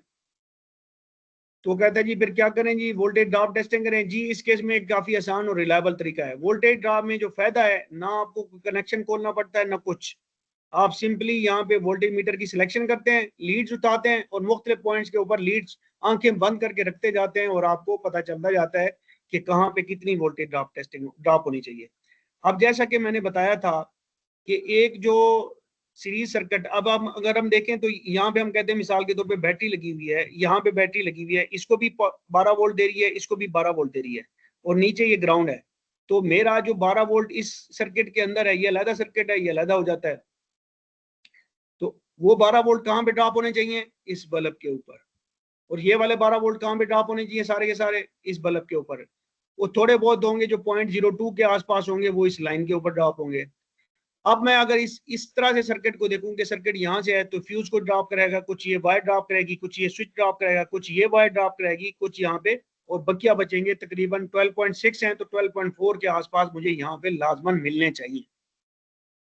ठीक है जी, तो इसीलिए आगे चलते हैं। अब खुद से पूछने के कुछ सवालात हैं। सर्किट को देखते हुए अंदाजन दोनों बल्ब पे कितना वोल्टेज ड्रॉप होना चाहिए। अब आप इस सर्किट को देखें तो उसमें यही देखना होता है कि जी इसको वोल्टेज मुयसर जो इस पॉइंट पे मुयसर होंगे वही यहाँ पे ड्रॉप होंगे ना। तो यहाँ पे वोल्टेज कितने मुयसर होंगे इन दोनों बल्बों को, तो इसको पीछे ट्रेस करें। कोई लोड लगा हुआ है सीरीज के अंदर, अगर यहाँ से करंट आ रहा है इस स्विच के बनने की वजह से तो यहाँ पे कोई लोड लगा हुआ है, यहाँ पे कोई लोड है नहीं है, तो ये स्विच थोड़ा सा ड्रॉप कराएगा, थोड़ी सी ये वायर ड्रॉप कराएगी। तो मुझे यहाँ पे अगर 12.6 यहाँ पे है तो मुझे यहाँ पे तकरीबन 12.5 मिल रहे होंगे, 12.55 मिल रहे होंगे। तो इसका मतलब ये है कि इस बल्ब पे तकरीबन 12.55 ड्रॉप होने चाहिए। ये मैं हिंट है कि नॉर्मल सर्किट में तकरीबन सारी सोर्स वोल्टेज सर्किट में मौजूद लोड्स को मुहैया होती है कि ये जो वोल्टेज है अगर बीच में कोई लोड नहीं है तो वो तकरीबन सारी यहाँ पे मुयसर होनी चाहिए। यहाँ पे चूंकि वही आएगी तो यहाँ पे भी वही होगी, दोनों पैरेलल हैं तो वही वाली इधर भी होगी कि 12.55 यहाँ में मुयसर है तो उसको इसको भी अलहदा से मुयसर है और इसको अलहदा से, क्योंकि ये दोनों पैरेलल हैं। अगर सीरीज में होते तो फिर ये ना होता, फिर 12.5 कुछ हिस्सा यहाँ पे मुयसर होता, कुछ यहाँ पे होता। अब अगर लोड पैरेलल हो तो अलग सोर्स वोल्टेज मुहैया होने का अलग रूल है, और अगर लोड सीरीज में हो तो इसका अलग रूल है, वो जो मैंने अभी डिस्कस कर दिया। अगर सोर्स वोल्टेज पूरे हैं, ये पूरे हैं, अब ये एक पॉसिबिलिटी ये भी थी ना कि ये ही कम हो, तो ये हमने चेक किया कि सोर्स वोल्टेज क्या है। सबसे पहले जब भी इलेक्ट्रिकल डायग्नोसिस में जाते हैं सबसे पहले बैटरी वोल्टेज को चेक करना होता है, ये याद रखें। लोग जो है ना मिस कर देते हैं और फिर बाज़ औक़ात बड़ा लंबा लंबा डायग्नोसिस करते रहते हैं और एंड पे वापस आते हैं पता चलता है बैटरी वोल्टेज तो डेड थी बैटरी, तो फिर बंदा कहता है कि यार इतनी मेहनत क्यों की है। तो ये स्टैंडर्ड रूल है कि सबसे पहले सोर्स वोल्टेज चेक करने चाहिए, भले किसी किस्म का प्रॉब्लम क्यों ना हो।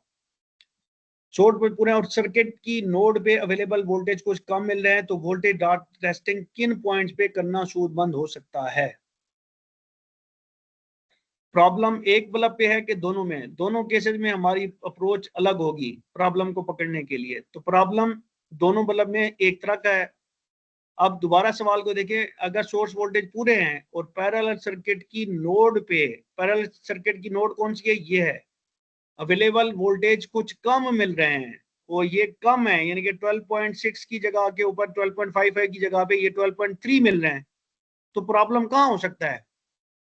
अब आप मुझे जवाब दें, अगर यहाँ पे मुझे ये सोर्स वोल्टेज 12.6 पड़े और यहाँ पे मुझे 11.6 मिल रहे हैं तो इस सर्किट का प्रॉब्लम फिर कहाँ पे होगा। जो वोल्टेज यहाँ पे मुझे 12.55 मिलने चाहिए थे कि जी वायर है, स्विच है, ये कुछ ना कुछ ड्रॉप कराएंगे, 0.05 ये ड्रॉप कराएंगे, तो यहाँ पे 12.55 होने चाहिए, एक्सपेक्टेड है, लेकिन वो मिल रहे हैं एक्सपेक्टेंसी से बहुत कम। मिसाल के तौर पे 10 वोल्ट मिल रहे हैं, 2.5 वोल्ट ये सारा सर्किट खा गया है, तो मुझे डायग्नोसिस अपने कहाँ पे करने चाहिए? इस तरफ को जाना चाहिए, नीचे की तरफ को जाना चाहिए, या इस लाइन पे जाना चाहिए, इस लाइन पे जाना चाहिए? बोलें जी। सर जी पहले आप सर जी बोलें बोलें दरिया भाई। वहाँ चेक करें जहाँ कर आपको पूरे 12.5 वोल्टेज मिलना शुरू हो जाए, तो वहाँ तक सर्किट आपका ओके हो गया। उसके बाद आप चेक करेंगे कि कहाँ पर आपका सर्किट डाउन है। चलें अली भाई, ये भी ठीक बात है, लेकिन कुछ और भी हो सकता है। हाँ जी अली भाई। जी सर, मैं भी यही कह रहा था कि ये जो पावर साइड है इस पे से आप प्रोब से बार बार चेक करें कि 12.5 एग्जैक्टली किधर तक आ रहे हैं। उसके बाद आगे वायर जो सी है वो क्रोजन हो अगर सकता, कुछ हो ठीक सकता है, ठीक है, अगर यहाँ पे रेजिस्टेंस बढ़ी हुई है, ये लूज पड़ा हुआ है कनेक्शन, तो फिर पावर साइड पे सब ठीक नहीं होगा और यहाँ पे सही मिल रहा है। तो इधर भी अगर सर्किट के इधर भी प्रॉब्लम है या उधर है, दोनों सूरतों में आपकी वोल्टेज जो है ना पीछे कम होती जाएगी, क्योंकि कुछ फिर वोल्टेज यहाँ पे भी खाई जानी है। ये जहन में रखें इस चीज को, ठीक है? अगर यहाँ पे वोल्टेज कम नहीं होनी चाहिए थी, 12.55 होनी चाहिए थी, वो 10 पे आई हुई है, यानी कि वोल्टेज कहीं पे ड्रॉप हो रही है सर्किट में, तो जरूरी नहीं है कि वो पावर साइड पे ड्रॉप हो रही हो, वो ग्राउंड साइड पे भी हो सकती है। हाँ, सिर्फ ये है कि चूंकि ये दोनों बल्ब आपस में पैरेलल हैं और दोनों में सेम प्रॉब्लम है, तो ये पॉसिबल नहीं है कि यहाँ पे कोई रेजिस्टेंस बड़ी होगी या यहाँ पे बड़ी होगी। ये इसी नोड पे बड़ी होगी, या इस नोड से पीछे होगी, या इस नोड से आगे होगी। ठीक है जी, इधर नहीं होगी, क्योंकि दोनों के सेम है। अगर ये डिम, ये ठीक होता है, ये डिम होता, तो फिर हो सकता है कि हम कहते यहाँ मसला हो सकता है, यहाँ मसला हो सकता है। ठीक है, अब क्या है, या इधर मसला होगा इस जगह तक, इधर से इस जगह तक, या इस पॉइंट से नीचे की तरफ। रेजिस्टेंस कहीं पे भी सर्किट पूरे में बढ़ेगी, आपके हर लोड के ऊपर जो है ना वोल्टेज में फर्क आ जाएगा, हर किसी के अंदर फर्क आ जाएगा। ठीक है जी, बात समझ में आई कि नहीं? जी सर जी आप सर।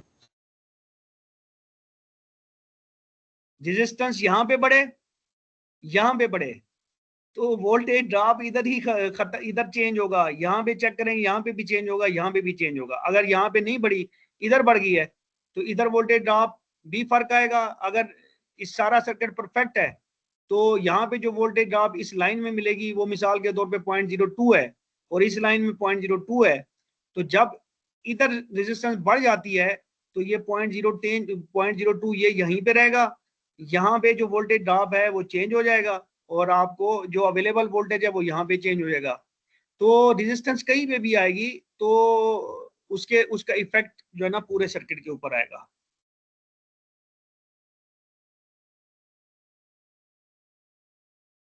ठीक है जी, क्योंकि दोनों बल्ब में एक जैसा मसला है, तो प्रॉब्लम या तो पैरेलल बल्ब की नोड से पीछे, पैरेलल बल्ब की नोड से पीछे है, या फिर ग्राउंड पॉइंट से लेके पैरेलल सर्किट की नोड, ग्राउंड नोड तक हो सकता है। ठीक है जी, तो ये इसका जवाब है जी।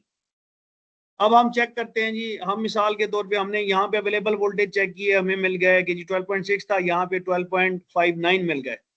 तो हमने कहा यार ये अच्छा, इसमें फिर एक चीज ये भी देखी जाती है, ये तो हमने तस्वीर में देखा हुआ ना, और बहुत सारा होता है कि वो केबल जो है ना गाड़ी की ऐसी जगह से जा रही होती है जहाँ पे पूरा डैशबोर्ड खोलना पड़ता है। तो फिर आप आसान तरीन तरीका ये देखते हैं कि यार किस, जिससे मुझे कोई चीजें खोलनी भी ज्यादा ना पड़े, मैं उस तरीके को जाऊं। तो हम अज्यूम कर रहे हैं कि हमें ये कनेक्टर अवेलेबल है देखने को, ये भी अवेलेबल है, ये बल्ब के कनेक्टर भी अवेलेबल है, तो हम इस कनेक्टर पे जाके चेक करते हैं, तो हमें मिलता है 0.05। तो हम एक्सपेक्ट करते हैं कि यार ये जो बल्ब है ये तकरीबन 20 मिली ओम 50 मिली ओम खा सकता है। जब मैं इन दो पॉइंट पे ले रहा हूं, तो इस पोर्शन की मैं वोल्टेज ड्रॉप टेस्टिंग कर रहा हूं, और ये देखें कि अगेन ये पावर साइड ही है, तो दोनों लीडें मैंने पावर साइड पे लगाई हुई हैं। फिर मैं इधर देखता हूं, तो हम इस कनेक्टर को फॉल्टी नहीं कह सकते, क्योंकि कनेक्टर जो है ना तकरीबन 0.05 जो है ना वोल्ट या 50 मिली वोल्ट, ये 0.05 जो है ना 50 मिली वोल्ट के बराबर है, तो के आसपास वोल्टेज ड्रॉप करता है, जनरली 0.02 के आसपास होते हैं। तो अब हम नेक्स्ट पे जाएंगे, इधर मैं चेक कर रहा हूं, तो मुझे क्या मिल रहा है 4.2 वोल्ट। अब ये देखिए कि ये पावर की लाइन है। ठीक है जी, ऐसा नहीं है कि ये ग्राउंड है ये पावर है, ये पावर लाइन एक ही लाइन है। उसी के कनेक्टर के एक साइड पे और दूसरी साइड पे मैंने लीडें लगाई हैं और मुझे 4.2 वोल्ट मिल रहे हैं। जब 4.2 वोल्ट मिल रहे हैं तो इस कनेक्टर के ऊपर तो 0.05 से ज्यादा नहीं होने चाहिए, वायर के ऊपर 0.02 से भी ज्यादा नहीं होने चाहिए। तो इसका मतलब ये है कि देयर इज समथिंग रॉन्ग। ठीक है जी, देयर इज समथिंग रॉन्ग। यहाँ पे थोड़े पीछे थोड़े अवेलेबल वोल्टेज भी मैंने चेक किया, यहाँ तक ठीक था। तो यहाँ पे मैं जब वोल्टेज ड्रॉप किए तो मुझे मसला मिल गया कि यार इधर प्रॉब्लम है, कहीं और भी हो सकता है, लेकिन एक मसला तो मुझे मिल गया कि इस कनेक्टर के अंदर किसी वजह से रेजिस्टेंस बढ़ी हुई है। कनेक्टर में क्या होता है, एक फीमेल होता है, एक मेल होता है। तो कई दफा होता है कि मेल और फीमेल जहां मेट कर रहे होते हैं मेटेलिक पार्ट्स, उनके बीच में रेजिस्टेंस आई होती है, वो करोजन आई होती है, जंग आया होता है, जिसकी वजह से वहां पे रेजिस्टेंस बढ़ जाती है और वहां पे वोल्टेज ड्रॉप हो रहा होता है। तो 12.6 में से 4.2 यहाँ पे निकल गए, तो इधर तो बचेगा, जो इसको मिलेगा वो तकरीबन 8 वोल्ट बचेगा। तो यहाँ पे 8.3 है। अब पिछली इस रीडिंग से और इस रीडिंग से आप डिड्यूस कर सकते हैं कि सर्किट में और भी मुझे चेक करने की जरूरत है कि नहीं है। कि कैसे, कि मैं 8.3 को इस 8.3 को इस 4.2 को जमा करूं, 8 और 4 12, 3 और 2 5, 12.5 बनता है। और यहाँ पे सोर्स पे कितना है, वो है 12.6। तो इसका मतलब ये है कि 0.01 जो है ना, 0.1 जो है ना वोल्ट, वो इस पूरे सर्किट में और इससे आगे खाया जा रहा है। तो इसका मतलब यह है कि मेरा प्रॉब्लम मुझे मिल गया, मेरा यही प्रॉब्लम है, इस सर्किट में और मसला नहीं हो सकता। ठीक है जी, आई होप इससे काफी चीजें क्लियर हो गई होंगी मेरे ख्याल में। तो ये मैंने यहाँ पे लेफ्ट साइड पे वही डिस्कशन की हुई है जो मैंने अभी बात की थी कि 8.3 प्लस 2.4 12.5 बनता है। तो 0.1 मुझे एक्सपेक्टेड है कि ये वाला सर्किट की ये साइड और ये साइड मिल के, ये कनेक्टर्स वगैरह मिल के तकरीबन 0.1 वोल्ट खा रहे होंगे। तो इसका मतलब ये है कि मेरा प्रॉब्लम यहाँ पे एग्जिस्ट करता है।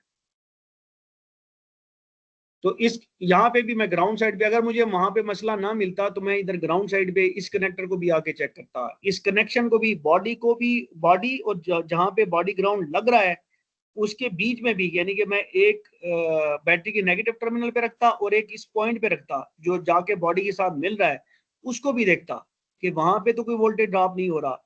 या अगर वो वोल्टेज ड्रॉप हो रहा है तो उसको फिर हम कहते हैं कि हमारा जो ग्राउंड है वो हायर वोल्टेज पे पड़ा हुआ है, तो जिसकी वजह से पीछे सर्किट को वोल्टेज कम मिलना है। ये बाद में हम बात करेंगे हायर वोल्टेज ग्राउंड में क्या चीज होती है। अच्छा, सर याद इसको रखने की बात, सर एक और तरीका भी, अगर हम डायरेक्ट अगर जो रेड प्रोब है वो सर हम रखते हैं सोर्स वोल्टेज पे और आगे जो ब्लैक है वो उधर बल्ब के आगे अगर 0 वोल्ट मिल रहा है तो इसका मतलब है पीछे लाइन क्लियर है। दोबारा बोलें, रेड को कहां पे रखूं? सर रेड को हम पॉजिटिव टर्मिनल पे रखते हैं और ब्लैक को जो सा ये बल्ब के आगे रखते हैं ग्राउंड साइड हाँ पे। तो ग्राउंड हाँ साइड पे हाँ, अगर 0 वोल्ट आ रहा है तो इसका मतलब है पीछे लाइन क्लियर है, वोल्ट पूरे नहीं हैं। नहीं, जीरो का मतलब ये है, ठहर जाएं, पॉजिटिव आप कह रहे हैं बैटरी के पॉजिटिव टर्मिनल पे रखें, जी सर। यानी कि आप ये 12.5 वायर जो, सुन लें, ये वायर ये बल्ब और ये बल्ब जितना वोल्टेज खा रहे हैं वो यहाँ पे वोल्टेज ड्रॉप बेसिकली आप मेजर कर रहे हैं बैटरी से लेके इस पूरे सर्किट का, जिसमें फ्यूज भी शामिल है, वो एक तरह से आप वो चेक कर रहे हैं। जी सर। तो अगर वो आपको मिलता है जीरो, जी तो सर। उससे आप ये कंफर्म नहीं कर पाएंगे कि सर्किट में रेजिस्टेंस कहाँ पे है, बढ़ी हुई है, वोल्टेज कहाँ पे खाए जा रहे हैं। उसका मतलब ये है कि मसला मिसाल के तौर पे यहाँ पे था तो 4 वोल्ट ये खा रहा है, 8.5 वोल्ट ये खा रहा है, तो पीछे तो कम ही बचेंगे ना यहाँ पे। सही। यहाँ पे जो वोल्टेज बचेगी, आप जब आप यहाँ से लेके यहाँ पे, ये 12 वोल्ट है और वो जीरो, नहीं नहीं नहीं नहीं नहीं, आप बिल्कुल गलत करेंगे सर। वहां पे 12 वोल्ट होंगे पॉजिटिव टर्मिनल के ऊपर, और इधर जो है ना बचे हुए वोल्टेज होंगे जो इस पूरे सर्किट ने खा लिए होंगे। उसके बाद तो 12 इशारिया जो हमने पीछे 12.5 हमने कैलकुलेट किया ना, 8.3 और 4.2, 12.5, तो यहाँ पे जो हमें मिलेगा ना वो 12.5 माइनस 12.6.1, तो मेरे मल्टीमीटर पे वोल्ट मीटर की ये लीड मैं पॉजिटिव पे रखूं बैटरी के, यहाँ पे ब्लैक रखूं, तो मुझे बकिया वोल्टेज मिलेंगे इस सर्किट के खाने। लोड सबसे ज्यादा वोल्टेज ये लोड खाता है पूरे सोर्स वोल्टेज, आगे कोई लोड है ही नहीं। तो यहाँ पे मुझे एक्सपेक्टेंसी ये होनी चाहिए कि यहाँ पे जो मुझे मिलेगा वो मिलेगा तकरीबन 0.1 या 0 के आसपास। जब वो 0 के आसपास मिलेगा तो उससे मैं ये कुछ डिड्यूस नहीं कर सकूंगा कि यार सर्किट में ठीक है कि नहीं है। सर्किट में तो मसला है, तो मसला तो मैं पकड़ ही नहीं सकूंगा। तो मसला पकड़ने के लिए जरूरी है कि मैं हर सेक्शन की वोल्टेज ड्रॉप टेस्टिंग करूं। तो अपना टाइम बचाने के लिए फिर आप करते ये हैं कि पहले सर्किट की डायग्राम को जब आप देख लेते हैं तो फिर आपको अंदाजा हो जाता है कि यार मसला या तो इस पॉइंट के पीछे है या इसके आगे है। अब अगर ये आसान है तो सबसे पहले मैं इसको क्लियर कर लूंगा। मैंने उठा के सिर्फ ये लीडें ही रखनी है ना यहाँ से यहाँ तक कि इधर क्या ड्रॉप हो रहा है, और फिर इससे इसके साथ वाले से देख लूंगा। तो नहीं मिलेगा तो फिर पीछे चलता जाऊंगा। अगर ये आसान होगा तो पहले इधर से शुरू कर दूंगा। तो वो डिपेंड करेगा। जो आप बात कर रहे हैं उससे बेसिकली आपको जो रिमेनिंग वोल्टेज है जो कि ऑलमोस्ट 0 के पास होनी चाहिए वो मिलेगी। उससे आप कोई डिड्यूस नहीं कर सकेंगे कि सर्किट का फॉल्ट कहाँ पे था। आई होप आई अच्छा मेड माय सर, पॉइंट। अगर सर सर्किट पूरा सही है और बल्ब के बाद बल्ब भी प्रॉपर जल रहा है, तो ये जो ग्राउंड साइड है इस पे जब आप ब्लैक प्रोब रखेंगे तो यहाँ पे 0 वोल्ट शो होना चाहिए। जैसे अभी रखी हुई है, नहीं सर, जैसे अभी रखी हुई। सर्किट हमारा बिल्कुल ठीक है, बल्ब भी हाँ जी, प्रॉपर जल यहाँ रहा है, यहाँ पे हम आपको जी सिर्फ जी टेस्ट कर रहे हैं। हाँ जी, यहाँ पे आप देखें ना, अब आपका ये जो बकिया हिस्सा है उसके अंदर एक सिर्फ वायर है और एक कनेक्टर है। तो मैंने बताया है कि जनरल थंब रूल ये है कि एक वायर और जो कनेक्टर है ना तकरीबन 0.02 मिली वोल्ट कंज्यूम करती हैं।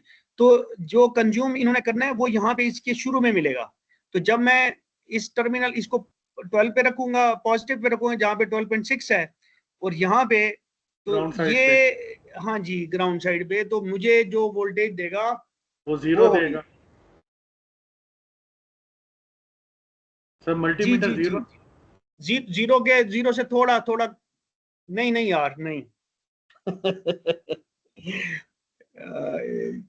सर मल्टीमीटर को वो 0 देना चाहिए ना, क्योंकि 12.6 वोल्ट जो आ रहा है वो तो आपका नहीं बल्ब ने नहीं कंज्यूम कर लिया, उसके बाद ग्राउंड नहीं साइड पे सर, 0 देखिए वोल्ट आना एक मिनट चाहिए। एक मिनट एक मिनट, नहीं वो जीरो नहीं देगा सर। वो ये देगा कि 12, वो बेसिकली वो वोल्टेज वो देगा जो ये सर्किट खा रहा होगा।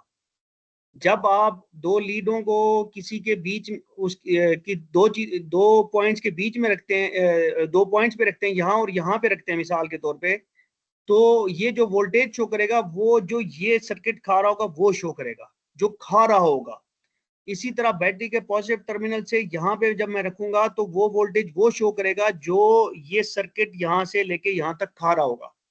तो इस जगह को खाने चाहिए 0.1, रफली मैं बात करूं, रफ बात करूं 0.1। तो इसका मतलब है वो मुझे शो करेगा यहाँ पे 12.6 थे, 12.6 में से 0.1 माइनस कर दें तो 12.5 नजर आएंगे। तो 12.5 दिखाएगा आपको। ये प्लस पे पड़ा हुआ है 12 वोल्ट पे, यहाँ पे रख रहे हैं, यहाँ पे 0.1 वोल्ट पड़ा हुआ है। तो ये जो है ना मल्टीमीटर बेसिकली इस पॉइंट के वोल्टेज का और इस पॉइंट के वोल्टेज का डिफरेंस बताता है कि 12.6 और यहाँ पे 0.1 है अगर अवेलेबल वोल्टेज, तो 12.6 माइनस 0.1 तो वो आपको बताएगा 12.5 है। और वो लॉजिकल भी है कि 12.5 ये पूरा सर्किट खा रहा है, 8.3 ये खा रहा है, 2.4 ये खा रहा है। अगर ये ठीक भी है तो ये बल्ब ठीक भी चल रहे हैं तो ये 12.5 ये पूरे दोनों बल्ब 12.5 वोल्टेज खा रहे होंगे। तो यहाँ पे आपको इवेंचुअली जो यहाँ पे वोल्टेज ये जो वायर की रेजिस्टेंस जो वोल्टेज खा रही है ना वो जो कि 0.02 के आसपास होंगे या 0.1 के आसपास होंगे, माइनस बैटरी की पॉजिटिव टर्मिनल पे जो वोल्टेज हैं जो कि 12.6 हैं, तो आपको 12.5 के पास वोल्टेज मिलेगी। सही। ठीक है जी, जी सर। मैं आपको ले चलता हूँ उसके ऊपर। ये बड़ा इंपॉर्टेंट है इसलिए मैं टाइम भी ज्यादा लगा रहा हूँ। ये समझ लें कि आपका वो पॉइंट है जो कि ग्राउंड के पास है। समझ गया जी? जी सर। ठीक है जी जी। सॉरी, हम करते हैं, आपने कहा था बैटरी पे रखें, मैंने रखा ये बैटरी पे, और इसको आपने कहा कि जी आप ले जाएं उसके ऊपर जो सर्किट का एंड है, ये यहाँ पे सर्किट का एंड है, ठीक है, सर्किट की ग्राउंड साइड पे जी। हाँ ग्राउंड साइड है ना, तो ये सर्किट की ग्राउंड साइड है। सर्किट की ग्राउंड देखे ना, ये ग्राउंड है, ये बॉडी क्या है, ग्राउंड है, ये टर्मिनल क्या है, ग्राउंड है। तो आपको कितना मिलना चाहिए सर? बैटरी लोड के वोल्टेज मिलनी बाद चाहिए। जो ग्राउंड साइड है ना, हाँ जो जी, लोड के बाद भी ग्राउंड ही है ना। जो मेजरमेंट का जो वोल्टेज मीटर है ना, वो हायर पोटेंशियल, ये कितने वोल्टेज पे पड़ा हुआ है ये वाला पोटेंशियल, 12.6। और लोएस्ट पोटेंशियल जिसके ऊपर दूसरा पॉइंट रख रहे हैं, ग्राउंड किस पे होता है, 0 पे। सही। ग्राउंड 0 पे होता है या 0 से थोड़ा सा ऊपर होगा। तो जी सर। ये जो वोल्ट मीटर है, ये इन दो पॉइंट्स का डिफरेंस बताता है। आप इसको इस तरह से समझ लें। अभी मैंने 2-3 तरीकों से समझाने की कोशिश की है। जहां पे आप ये दो लीडें रख रहे हैं ना, तो जी यहाँ सर। पे जो पोटेंशियल है और यहाँ पे जो पोटेंशियल है, ये उसका डिफरेंस बताता है। ठीक है जी, ठीक। आप समझ में आ गई होगी। और इसी चीज को हम दूसरा ये भी कह सकते हैं कि ये पोटेंशियल 12.6 है बैटरी यहाँ पे, और यहाँ पे जी सर। तकरीबन 0 है। तो यहाँ पे 12.6 माइनस 0 0, या यहाँ पे 0.1, और 0.1 क्यों है, क्योंकि इधर कुछ रेजिस्टेंस है, बाकी तो वोल्टेज यहाँ पे खाए जाएंगे, लेकिन 0.1 के हिसाब से यहाँ पे जो रेजिस्टेंस यहाँ पे उसके हिसाब से 0.1 वोल्ट यहाँ पे खाया जाएगा। तो इधर अगर 0.1 वोल्ट खाया जाना है, तो इसके पीछे वो 0.1 आपको अवेलेबल मिलेगा। जब मैं कहता हूँ ना अवेलेबल, तो अवेलेबल यहाँ पे क्या होगा, यहाँ पे मैं ये लीड रखूंगा जो हमने पीछे किसी जगह के ऊपर हमने देखा था।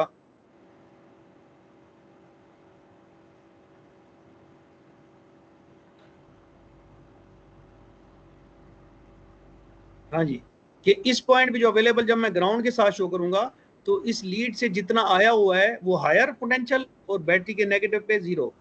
ठीक है जी, तो 12.5। और जब मैंने इसको इधर उठा के रखा था, तो जो बल्ब ये खा रहा था वो वोल्टेज शो हुआ था। तो इसको आप वीडियो को फिर दोबारा लाजमन देखिएगा, 2-3 दफा देखिएगा, जिससे आपके ये कॉन्सेप्ट ये अगर क्लियर हो गए ना जी, फिर आप इलेक्ट्रिकल सर्किट डायग्नोसिस के अंदर आप बादशाह हैं इंशाल्लाह। सही। ठीक है जी, ठीक हो गया। तो thank you very much for the questioning, क्योंकि इससे काफ़ी फ़ायदा होता है और बहुत सारे दोस्तों के जहन में क्यूरीज होती हैं जो कि रह जाती हैं, और इससे काफ़ी फ़ायदा हो जाता है, लोगों को आसानी हो जाती है। अच्छा, याद रखने की बात फिर यही है कि किसी भी सर्किट में लोड ही वो चीज़ है जिसकी रेजिस्टेंस सर्किट में सबसे ज़्यादा होगी। ये इसी की रेजिस्टेंस सबसे ज़्यादा होती है। हाँ, कुछ केसेस में जहाँ पे वो डिमर सर्किट होते हैं, जहाँ पे डिमर लगाया जाता है, जैसे हमारे यहाँ फैन के सीलिंग फैन के डिमर लगे होते हैं, तो वो डिमर बेसिकली रेजिस्टेंस बढ़ाते जाते हैं, जिससे फैन को करंट कम होता जाता है और वोल्टेज ड्रॉप भी वहां पे कम होता जाता है। अदरवाइज जो डिमर के अलावा सर्किट हैं, तो वहां पे लोड ही मेन चीज होती है जिसकी रेजिस्टेंस सबसे ज्यादा होती है, और उसी पे ही सबसे ज्यादा वोल्टेज को ड्रॉप होना चाहिए। ठीक है जी, अब आते हैं जी मल्टीमीटर से करंट की पैमाइश। करंट, ये अपन ने बात की थी कि जो वोल्ट मीटर है वो हम सीरीज पैरेलल लगाते हैं सर्किट के। करंट जो है ना सीरीज में लगता है। अब ये देखें, बैटरी से ये वोल्टेज यहाँ से जो ना करंट गुजरेगा और इधर आएगा और इधर आएगा। तो मैंने क्या किया, जो फ्यूज जहाँ पे लगा होता है, फ्यूज सीरीज में लगा होता है, तो फ्यूज को निकाल लिया है और एक लीड को यहाँ पे रखा है, और इसकी जो सिलेक्शन है ब्लैक कॉमन पे है, और जो रेड है वो 10 एम के ऊपर आई हुई है। ठीक है जी, ये जरूरी है। और यहाँ पे मैंने यहाँ पे 10 एम को सिलेक्ट किया हुआ है। तो मैंने वोल्टेज में हमने कॉम और वोल्ट ओम वाले पे रखा था, इसके ऊपर एम्पेयर के लिए हमने रेड लीड को उठा के 10 एम वाले उस पे रखा है, जहाँ पे 10 एम रखा हुआ है। और जहाँ पे हमें नहीं अंदाजा कि जी यहाँ पे कितने एम्पेयर मिलेंगे, तो या सर्किट फॉल्ट वाला है, तो हमेशा 10 एम पे रखें, उसमें मिली एम पे जाने की जरूरत नहीं है। और इसमें क्या, चूंकि ये सीरीज में होता है, तो यहाँ पे वो वाला रेजिस्टेंस वाला खेल नहीं होता कि ये आपस में ओपन है कि जी 10 ओम मेगा ओम की रेजिस्टेंस है, तो यहाँ पे ऐसा कुछ नहीं होता। तो करंट जो है ना बैटरी से यूं फ्लो करेगा, इधर आएगा, ये बीच में खुला है, ये जो फ्यूज उतरा हुआ है, तो इसमें आपस में कनेक्शन नहीं है। आपस में कनेक्शन कैसे हुआ है, वो ऐसे हुआ है कि एक लंबी तार आपने लगा दी है, जो इधर से होते हुए मीटर में से करंट होते हुए फिर दोबारा यहाँ पे आ जाएगा। तो इसका पाथ करंट का क्या बनेगा, जब आप इस तरह से सीरीज में लगाएंगे, यहाँ से बैटरी से करंट निकलेगा, इधर से रेड लीड से होता हुआ, इस जैक से होता हुआ अंदर से इस ब्लैक साइड पे आएगा, और इधर से होता हुआ फिर सर्किट में जाएगा। तो इसीलिए 10 एम्पेयर से अगर ये ज्यादा होगा, तो ये लीड जो है ना 10 एम्पेयर से ज्यादा सह नहीं सकती, तो ये जल जाएगी या मल्टीमीटर जल जाएगा।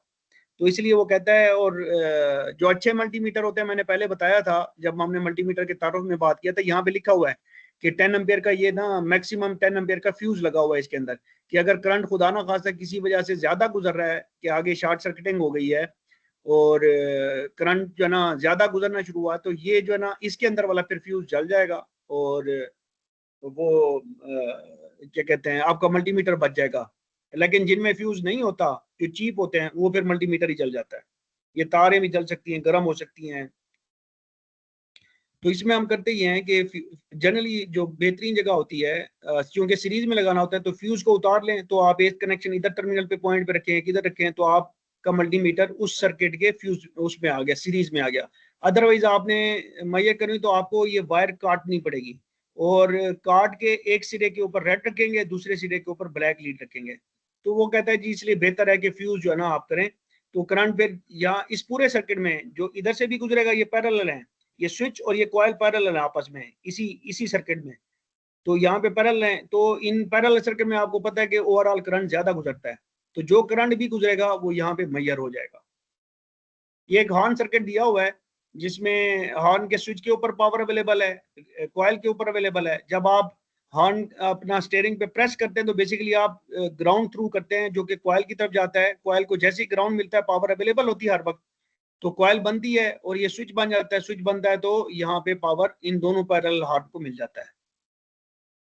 हम नॉर्मली सर्किट डायग्नोसिस में करंट की पैमाइश नहीं करते, पर बैटरी में पैरासाइटिक ड्रा यानी बैटरी ड्रेन के केस में करंट की पैमाइश बहुत मददगार साबित होती है। ये आप वही वाला केस है कि यहाँ पे अगर फ्यूज वाला मुझे एक्सेस नहीं थी, तो मैंने क्या किया, मैंने ये तार काटी, एक सिरे के ऊपर पॉजिटिव, दूसरे सिरे के ऊपर नेगेटिव, और मुझे यहाँ पे जो जो करंट ये बल्ब डरा कर आ रहा है इस सर्किट में से, वो मुझे करंट मिल रहा है 650 मिली एम्पेयर, यानी कि 0.65 एम्पेयर। फिर अगर 10 एम से ज्यादा करंट वाले हैं, जैसे स्टार्टर मोटर वाला होता है, उसको कभी हमें जरूरत पड़े, तो फिर ये मल्टीमीटर इस्तेमाल इस तरह से नहीं हो सकता जिस तरह से हम पहले कर रहे थे। तो उसके लिए फिर क्या जरूरत होती है, ये क्लैम्प मीटर इसको हम कहते हैं, एम्प क्लैम्प, अम्पेयर मीटर या अम्पेयर मीटर क्लैम्प या एम्प क्लैम्प AMP या क्लैम्प मीटर इसको कहते हैं।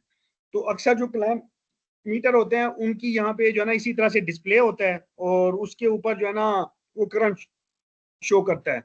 होता ही है ये बेसिकली जो क्लैम्प मीटर होता है ना, इसके अंदर एक इंडक्टिव कॉइल होती है, इंडक्टिव पिकअप जिसको कहते हैं, तो या हॉल टाइप सेंसर भी होते हैं।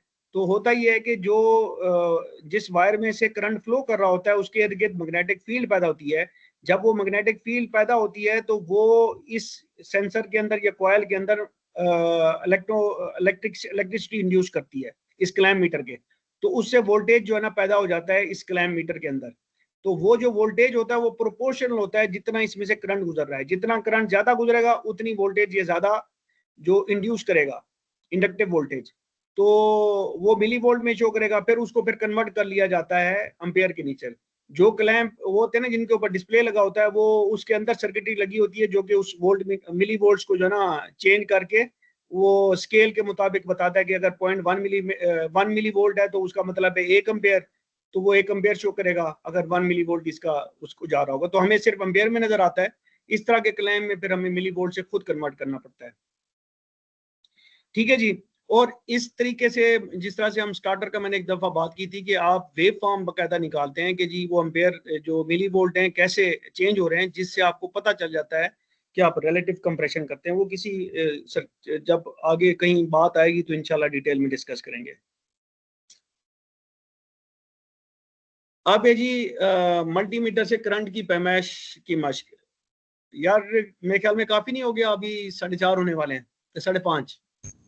जी सर इसको जी फिर सर। नेक्स्ट लेक्चर पे मेरे ख्याल में रखते हैं, और आप कोशिश करें जो अभी तक हमने बातचीत की है उसको एब्जॉर्ब करें, और फिर हम नेक्स्ट लेक्चर पे जो है ना ये इसको अच्छे तरीके से डिस्कस करेंगे। और अभी इंशाल्लाह क्विक है, क्योंकि मेन चीज जो है ना जो मैंने समझानी थी that was the voltage drop testing. और आई होप कि आप अगर इस वीडियो को थोड़ा फास्ट फॉरवर्ड में जब मैं अपलोड करता हूँ, अगर एक और दफा देख लेंगे तो आपको इंशाल्लाह बहुत ज्यादा फायदा होगा। तो आई एम प्रिटी होपफुल कि ये काफी बेहतर हो जाएगा। मेरे ख्याल में कुछ और लोगों ने ज्वाइन किया है, तो कोई दोस्त अपना तारुफ कराना चाहेंगे तो प्लीज जरूर बताएं जी, ताकि हमें भी फायदा हो कि आज काफी सारे लोगों ने, आज एक दो लोग एक्स्ट्रा आए हैं। चलिए, थैंक यू जी, thank you. We have Aamir Saeed. अस्सलाम वालेकुम जी, आमिर भाई कैसे हैं आप, खैरियत से हैं? और सर शकील ने भी ज्वाइन किया मेरे ख्याल में। सर आप हैं मेरे ख्याल में, अगर मैंने सही पहचाना है। हाँ जी, एनी आंसर? चलें जी, नो आंसर है तो फिर ठीक है, मैं इसको भी स्टॉप रिकॉर्डिंग करता हूँ।